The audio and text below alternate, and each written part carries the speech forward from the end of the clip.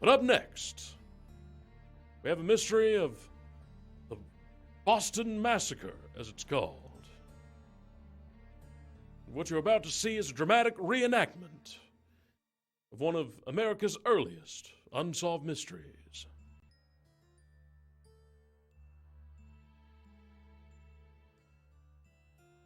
On the night of October 31st of 76, we'll say 1976, it was Halloween in Boston, Massachusetts, and everyone was dressed up in the lame colonial attire that people in the Northeast dress up in for Halloween, or when they're doing these reenactments.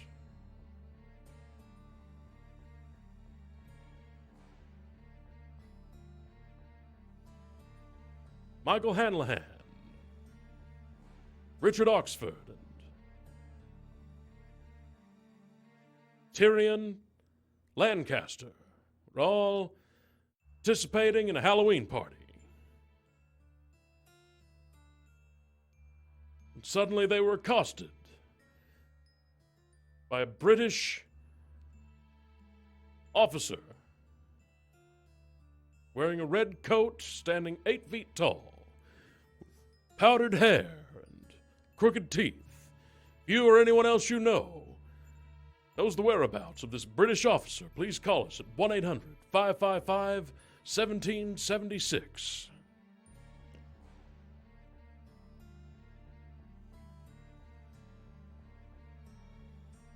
The crowd had gathered as the commotion began to reach a fever pitch. Eyewitnesses report a man in a yellow vest sneaking up on a man in a red cape. What happened next was an unsolved mystery.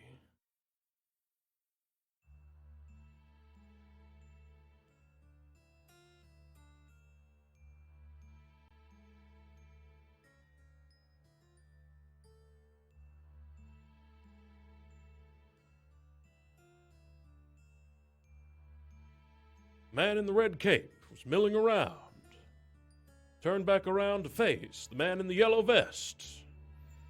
And then the British officer, whose identity and whereabouts remain unknown, walked out from the alleyway with a regiment of British soldiers armed with bayonets and AR-15s.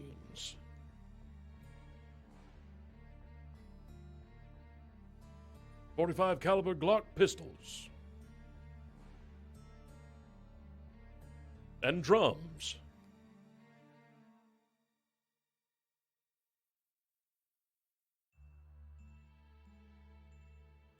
There was an altercation between one of the men in red coats and another man in a red coat.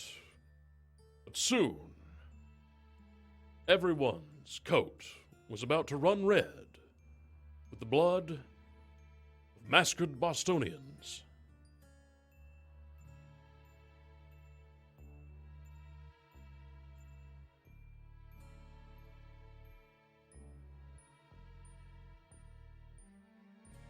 The British commander, using his spooky, otherworldly mind control powers, was forcing his troops to march in lockstep, in perfect unison, their minds erased and replaced with only his will.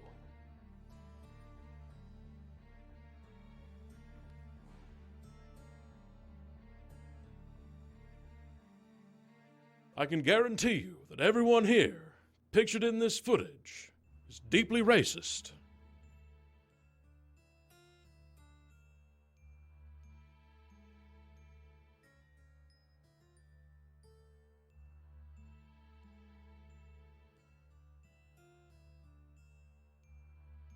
That's the same balcony that the mutant mayor from Fallout 4 delivers his speeches from.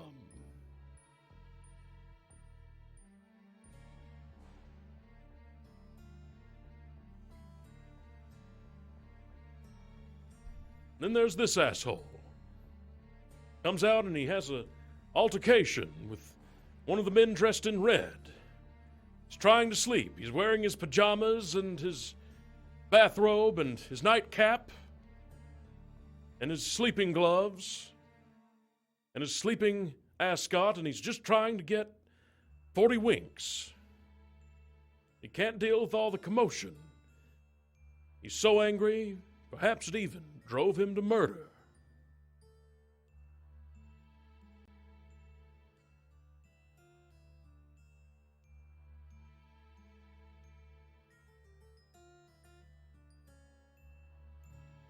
I used to film in front of that same brick wall. We would hotbox the area with fog. Yes, fog. That's the ticket. We'd put up a big purple light behind me, and I'd walk out in my trench coat. I'm not wearing a trench coat tonight because I don't get cold. Because I'm a ghost. I'm dead. I'm Robert Stack, and I was murdered by either John Walsh or Keith Morrison.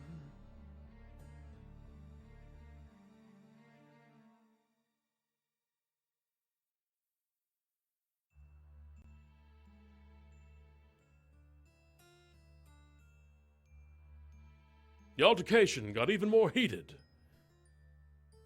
Or possibly more boring. I don't know, I'm just glad that I'm not there. Having to listen to the bad acting.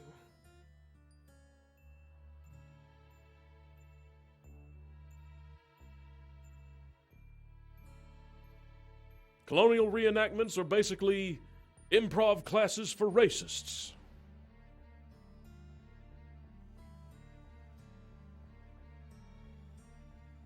Doubly so for Civil War reenactments.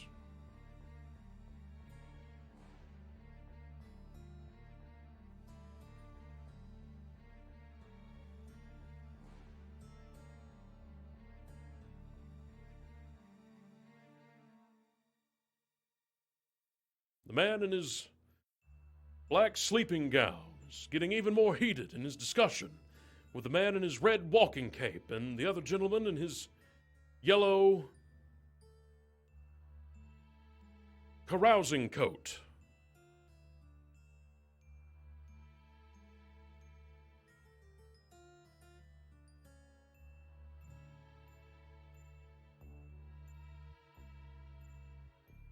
They make an exit. They're going to bed. It's 8 p.m. It's well past their time to go to sleep around this time.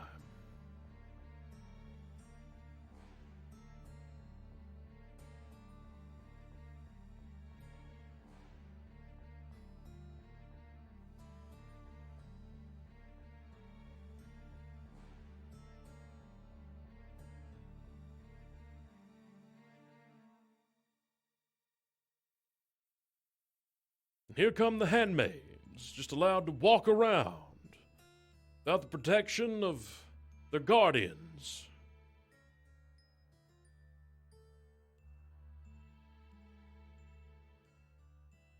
The unsolved mystery here is, why are these women allowed to convene and talk to each other?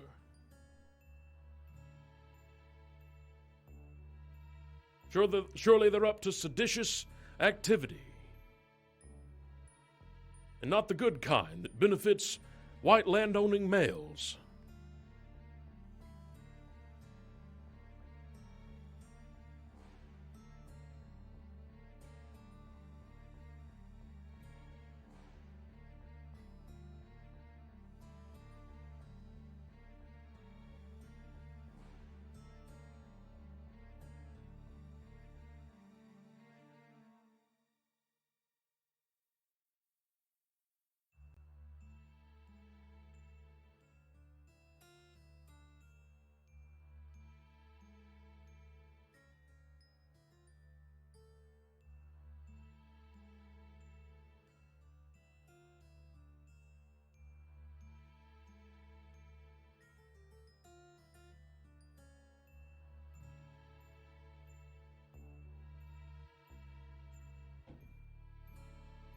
I believe we're about to hear a speech from John Hancock, the ghoul leader of Good Neighbor.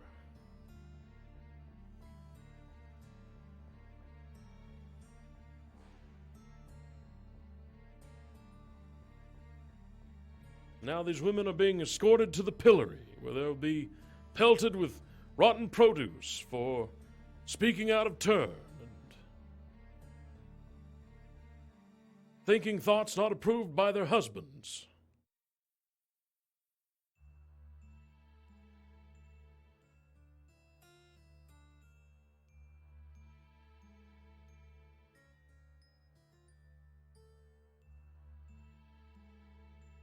Oh, look, it's one of the assholes in the red coats again.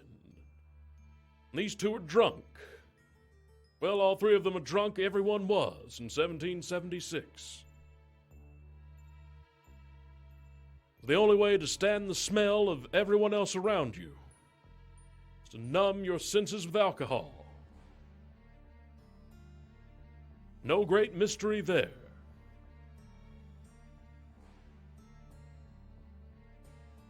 Now the woman speaks out of turn.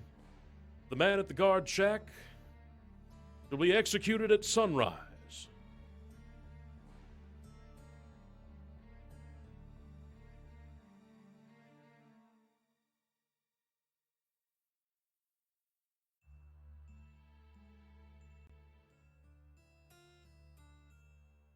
The drunkards are brought back. Their friends, a gang of Antifa.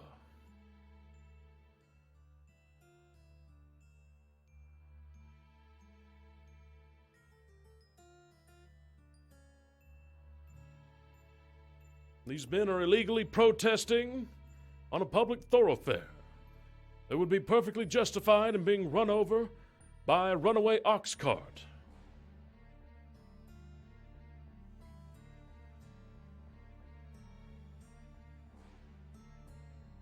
And then the unthinkable happened.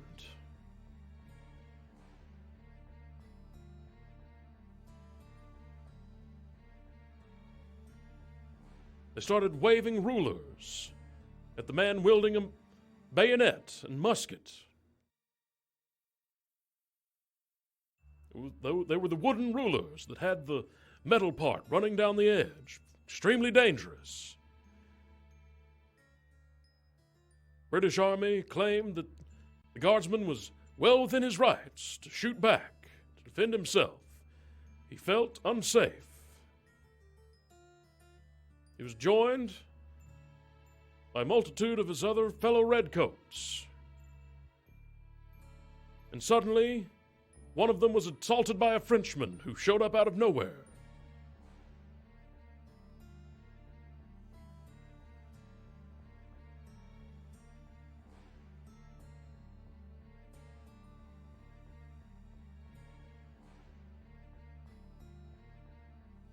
And mysteriously, shots went off. No one knew which side. Was it the side armed with muskets and bayonets or the side not armed with muskets and bayonets? No one knows who shot first. We don't have all the video footage. This is just a reenactment.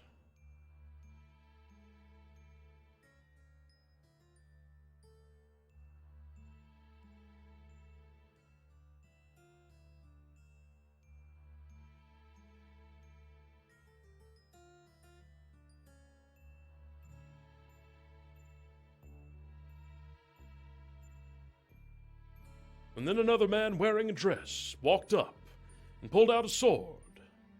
The officers felt extremely threatened and justified in using whatever force necessary to defend themselves and get home safe, which was, after all, their only job.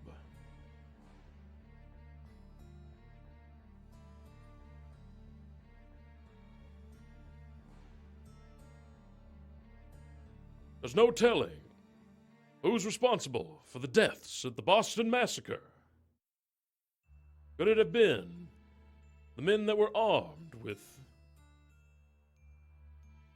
melee weapons that were each no more than 2 or 3 feet long? Or was it the British officers armed with bayonets and muskets and gunpowder?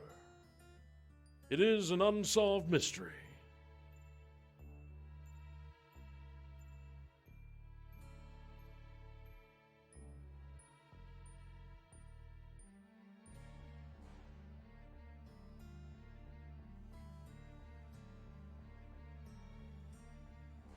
Then more men showed up, wearing different colored coats, and also wearing white powdered wigs and black hats.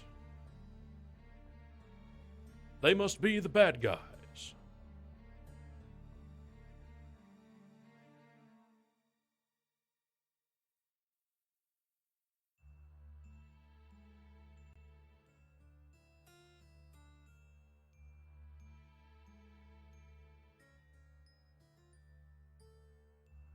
Look out, that one has yellow gloves.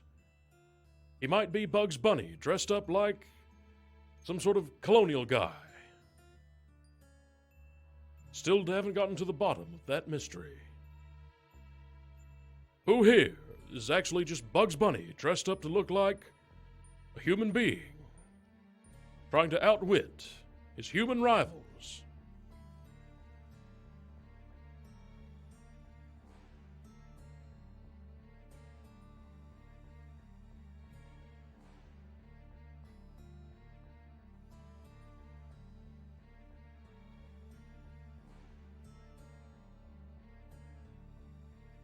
Man in the red cape accuses everyone present of being just as guilty and culpable of all the death because they did nothing.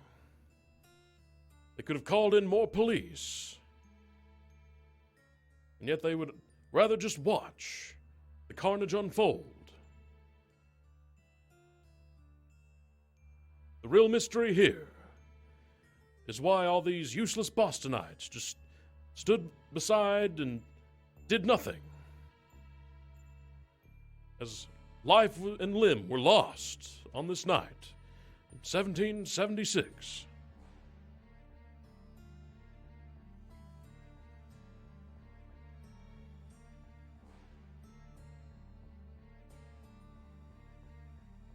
And now time for an address from the mayor of Goodneighbor, the ghoul John Hancock.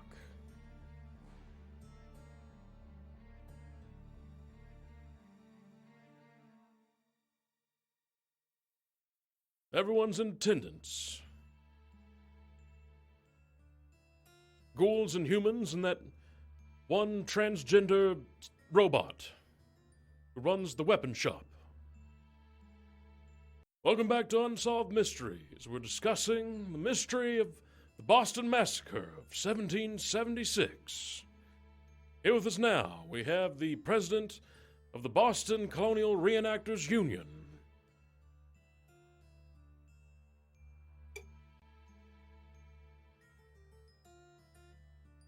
Yeah, hello there, Bob. Yeah, Bob.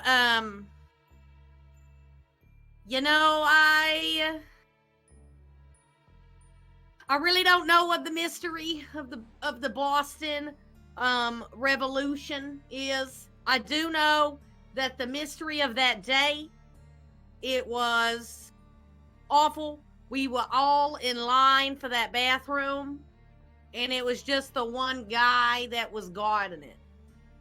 And, back then, they only had one bucket to piss and shit in, too. So I could understand why that Boston Massacre happened. Because, yeah, they, a lot of angry people. They can't use the bathroom. And, yeah, they finally revolted. They all got drunk. And you know what? You know how it is when you get drunk, Bob. You know how it is. You gotta really piss, and they won't let you piss against the wall anymore because you get arrested for that. So, yeah. So, I mean, I've been working with the union representatives. I am the president of the union here, and we're really trying to get bathrooms in every enactment scene site. And the mystery here is why they don't have them already.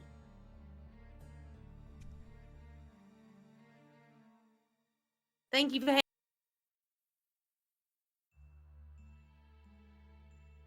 There you have it, folks. A blast from the past, coming to us across the centuries to let us know that the real mystery is whatever he just said. I'm also coming to you from across the mists of time, having been murdered by either John Walsh or Keith Morrison, having my death staged to look like a heart failure due to chemotherapy for treating my prostate cancer. This and other unsolved mysteries coming up next.